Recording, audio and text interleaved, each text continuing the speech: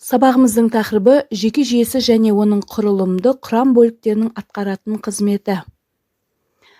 Тірі ағзалар қоршаған орта өзгерістеріне бейімделуі жүйке жүйесі арқылы жүзеге асады. Жүйке жүйесінің негізгі қызметтеріне тоқталатын болсақ, ағзаның жеке мүшелер арасындағы байланысты қамтамасыз етеді және ағзаның қоршаған ортамен өзара әрекетін жүзеге асырады. Мысалы, адам жүгірген кезде немесе ауыр дене жүктемесі кезінде бұлшықеттерге көп энергия қажет. Яғни тыныс алу жүйесі және қан айналым жүйесінің жұмысы жылдамдайды. Яғни тыныс алу мүшелері арқылы өкпеге түскен оттегі қан айналым жүйесі арқылы жасушаларға тасымалданады. Жасушаларда оттегі органикалық заттармен тотығып, нәтижесінде энергия бөледі. Жүгірген кезде немесе ауыр дене жүктеме кезінде адамдардың терлеуі денесінде артық жылудан босатылуы болып табылады. Жүйке жүйесінің негізін жүйке ұлпасы құрайды. Жүйке ұлпасының негізгі қызметтері қозғыштық және өткізгіштік болып табылады. Жүйке ұлпасының негізін жүйке жасушалары, нейрондар және нейроглиялар құрайды. Нейроглияларға тоқталатын болсақ, оларды глиалды жасушалар, серік жасушалар деп те атайды. Негізгі қызметтері тірек, қорғаныш, нейронның қоректенуіне және жүйке талшықтарының қалпына келуіне қатысады. Олардың саны нейронға қарағанда көбірек. Яғни, жүйке ұлпасының суретін қарастыратын болсақ, нейрондардан және глиалды жасушалардан тұратынын көруге болады.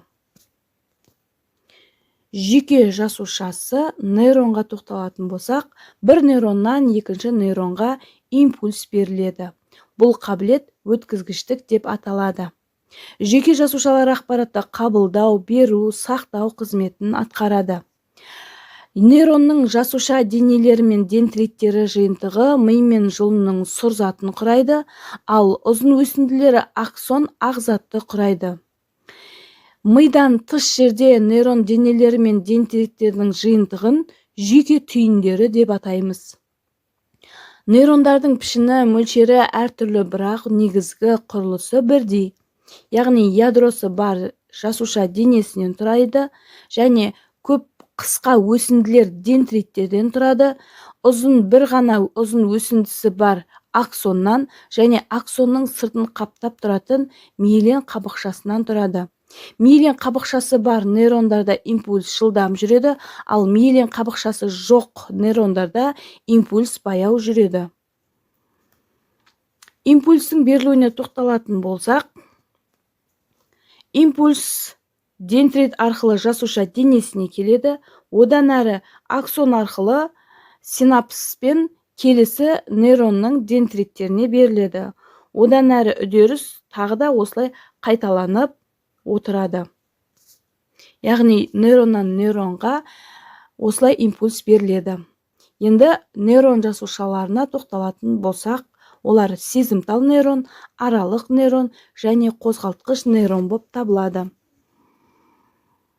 Импульстерді мүшелерге беріп тітіркендіруге жауап беретін нейрондарды қозғалтқыш, яғни орталықтан тепкіш деп атаймыз. Ал импульстерді орталық жүйке жүйесіне беретін нейрондарды сезімтал нейрондар немесе орталыққа тепкіш деп атаймыз. Ал кейде осы нейрондардың өзара байланысуын аралық нейрондар арқылы жүзеге асады. Жүйке талшықтарының шоқтары жүйкеге жинақталады. Жүйке дәнекер ұлпалы қабықпен қапталған. Қабық әр талшықты жеке-жеке жауып тұрады. Сондай-ақ импульстерін екі бағытта беретін аралас жүйкелерде болады. Жүйке ұлпасының тіршілік әрекетіндегі ерекшелігіне тоқталатын болсақ, адам туылғаннан кейін оның денесінде жүйке жасушалар көбеймейді. Сәби дүниеге келген кезде оның тіршілігіне қажетті барлық нейрон мөлшері болады.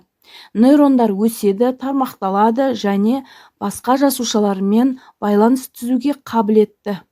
Ми қызметі нейронның мөлшеріне емес, құрылысына тәуелді. Сол себептен ми жасушаларының жақсы дамуы үшін ойлау, есептеу және басқа да ой жұмыстарын үнемі айналыса отырып, нейрондарды дамытуға болады. Адам сыртқы ортадан келетін әртүрлі тітіркенуге жауап береді. Жауап реакциясы орталық жүйке жүйесі арқылы жүзеге асырылады.